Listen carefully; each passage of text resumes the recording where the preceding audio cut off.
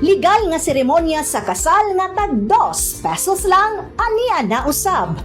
Kung kamo nagkahigugmaay sa dugay na nga panahon o maski sa mubo apan di nagyud mapugnan ug wala pa igong budget, avail na sa Kasalan ng Lungsod 2026. Kini pinaagi sa programa ni Mayor Joel Lampagos nga mapalig-on ang pundasyon sa Kaminyuon ug mag-uban hantod sa kahangturan. Ang seremonya ipahitabo karong Marso 24, 2026 sa Panabo City Multipurpose Tourism, Cultural and Sports Center. Subay sa selebrasyon sa ika-25th araw ng Panabo ug nagsugod na ang pagparehistro sa bulan sa Enero.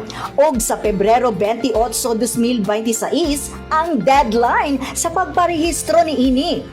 Ayaw na mo paglangan kay libre ang Senomar, service fee for PSA processing, solemnization fee, marriage license, posting fee, marriage certificate registration fee, ug ang bayaran na lang ang pagproseso sa marriage license sa kantidad nga 2 pesos lamang. Alang sa mga interesado nga magpartner, magjowa o sa mga lalaki nga gugmahay kayo sa ilang pares.